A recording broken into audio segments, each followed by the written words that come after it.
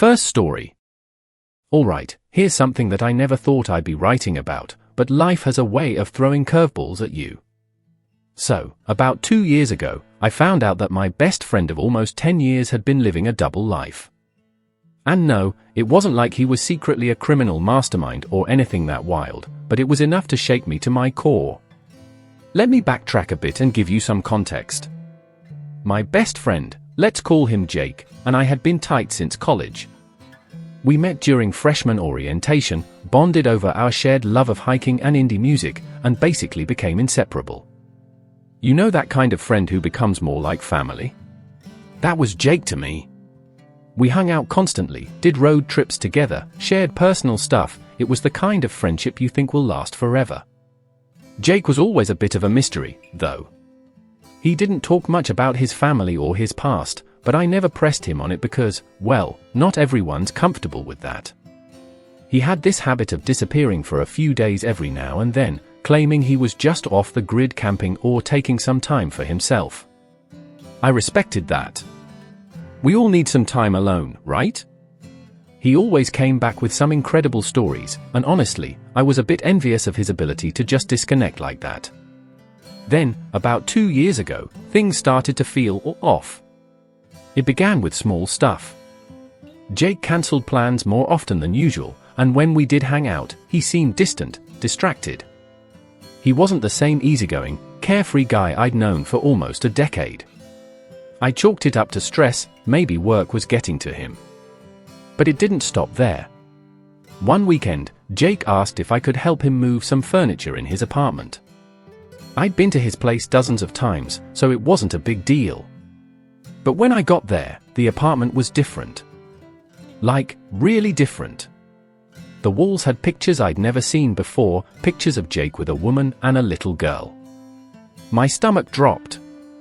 I thought maybe I'd walked into the wrong apartment, but there he was, standing there with this look on his face like he'd been caught red-handed. I didn't know what to say at first.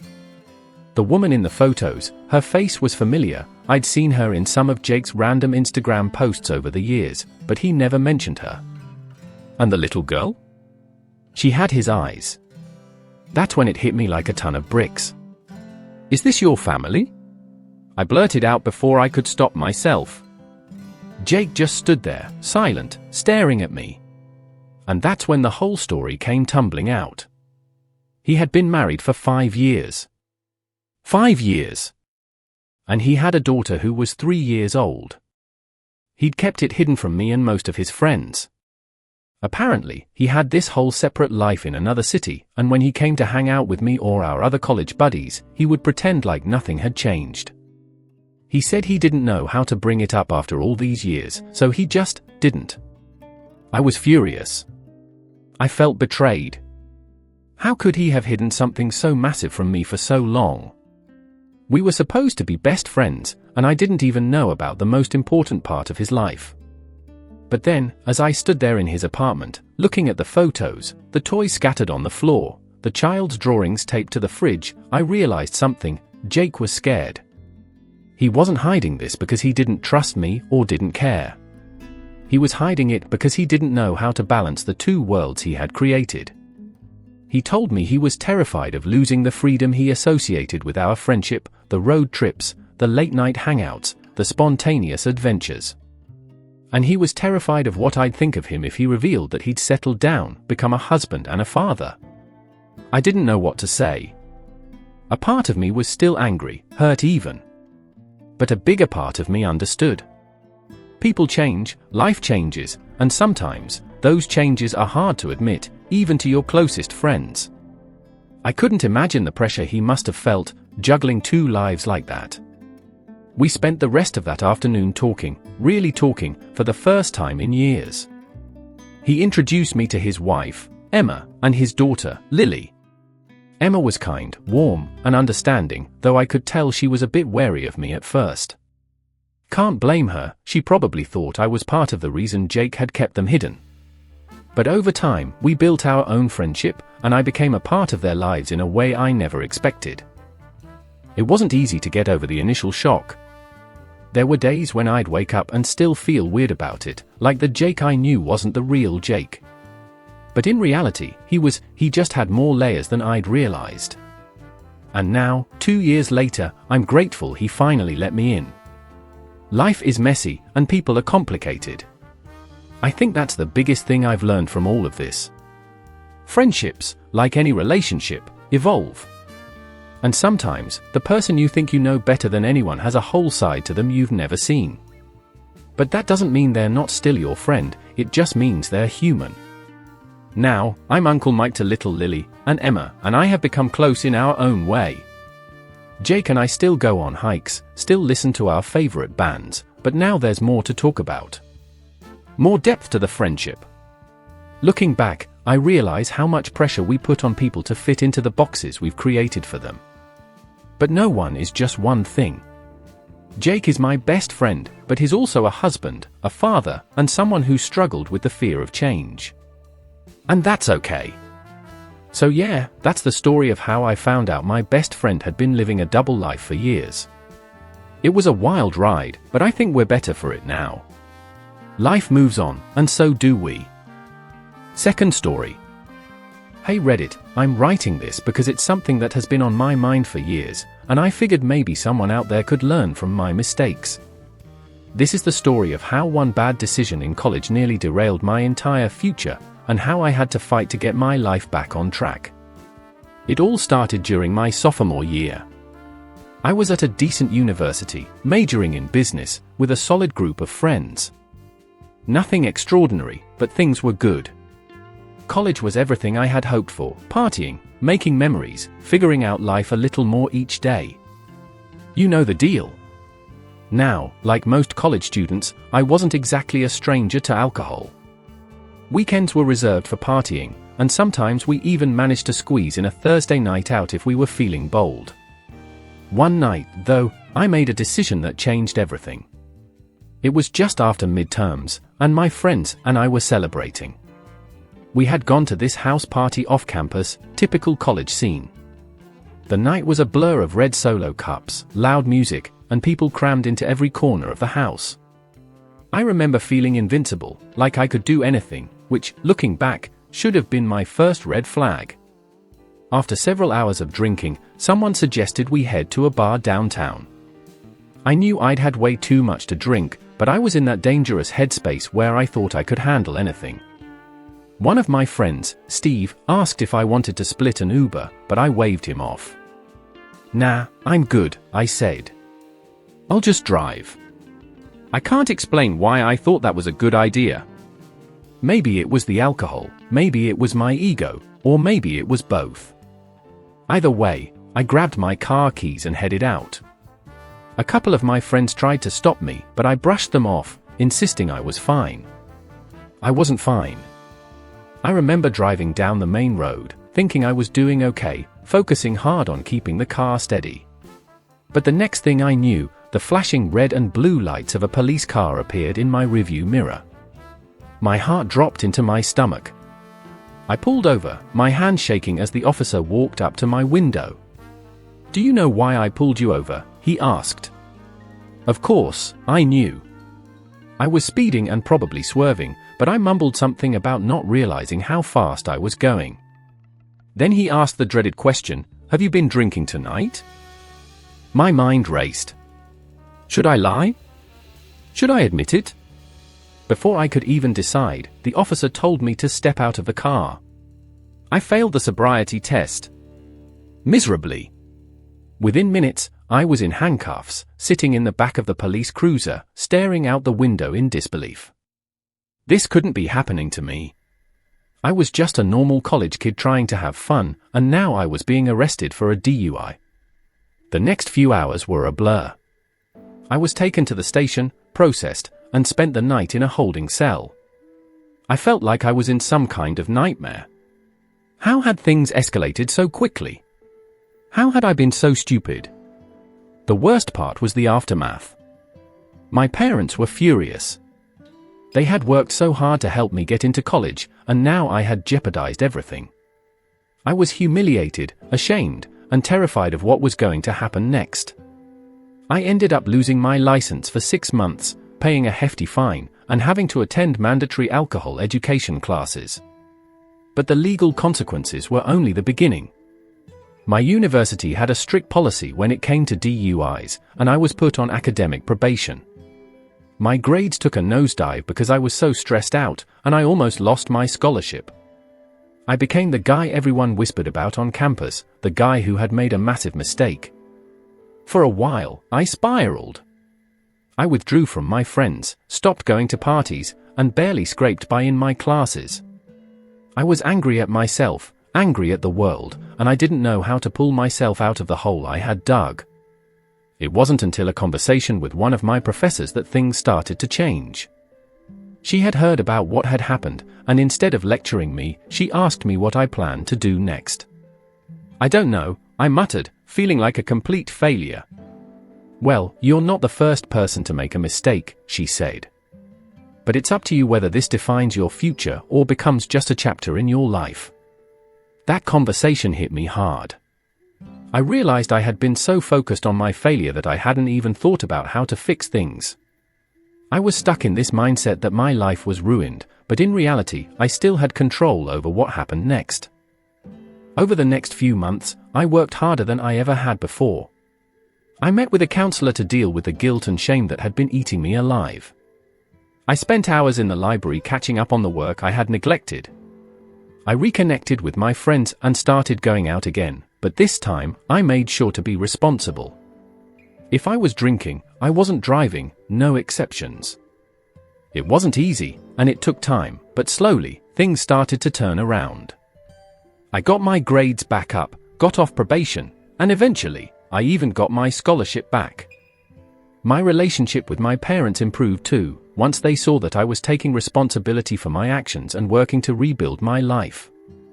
The DUI stayed on my record, of course. It's something that will always be there, a constant reminder of that night and how close I came to losing everything. But instead of letting it define me, I've used it as motivation to be better, to make smarter choices, and to help others avoid the same mistakes. If there's one thing I've learned from this whole experience, it's that you can recover from even your biggest screw-ups. It's not easy, and it won't happen overnight, but it is possible.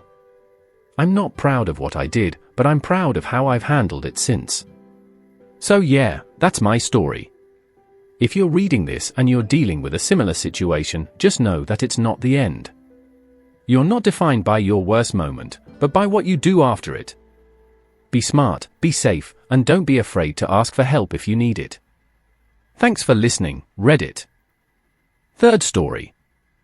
Hey Reddit, I've been reading a lot of posts here about people chasing their dream jobs, and it got me thinking about my own experience. I've never shared this story before, but I think it's time. It's the story of how I landed my dream job, only to realize it was a nightmare, and how walking away from it was the hardest, yet most necessary, decision I've ever made. Let me start from the beginning. Ever since I was a kid, I knew I wanted to be a journalist. I grew up reading every newspaper and magazine I could get my hands on, fascinated by the stories they told and the impact they had on the world. By the time I got to college, I was laser-focused on my goal, to become an investigative journalist. I pictured myself traveling the world, uncovering corruption, making a difference, and writing stories that would change lives. It was everything I wanted. Fast forward a few years, and after grinding through internships and freelance gigs, I finally got an offer from one of the top news outlets in the country. I couldn't believe it, my dream was about to become reality. I packed my bags, moved to the big city, and threw myself into the job with everything I had. At first, it was everything I had hoped for. I was assigned to a team of top-tier journalists, and within a few months, I was already working on my first big investigative piece. The hours were long, but I didn't care. I was doing what I loved. The pressure was intense, but that's what I'd signed up for. I told myself it was all part of the job, sleepless nights, constant deadlines, the never-ending chase for the next big story. But slowly, things started to change. It began with the small things. My editor would send me back to redo entire sections of stories that I'd spent days working on, sometimes for reasons that didn't make much sense. I figured it was just part of the learning curve, but it was frustrating. Then came the pressure to cut corners. I remember one story where I uncovered some pretty shady dealings by a local politician, but my editor pushed me to tone it down, to reframe the narrative so it wouldn't anger certain powerful advertisers. I was shocked. This was the kind of thing I thought we were supposed to fight against, not cater to. Still, I let it slide. After all, it was my dream job, right? You don't just quit something like that because of a few disagreements. But it wasn't just the editorial interference. The workload was relentless. I was expected to turn out high-quality, in-depth investigative pieces in record time. There were days when I didn't leave the office at all, just slept on the couch in the break room for a few hours before getting back to work. My phone was always buzzing with emails, texts, and calls from sources, editors, and colleagues, no matter the hour. I stopped seeing my friends, I stopped exercising, I stopped doing pretty much anything that wasn't related to work. My life was consumed by the job. The worst part, though, was the culture of the newsroom. It was cutthroat. The competition between reporters was brutal, and it was clear that you were only as good as your last story. I saw people I'd admired for years thrown under the bus if they didn't meet expectations. Mistakes weren't just corrected, they were punished, often publicly. One of my co-workers, a talented young reporter who'd been there longer than me, made a minor error in a piece and was berated so harshly by the editor in front of the whole office that she burst into tears. She quit the next day.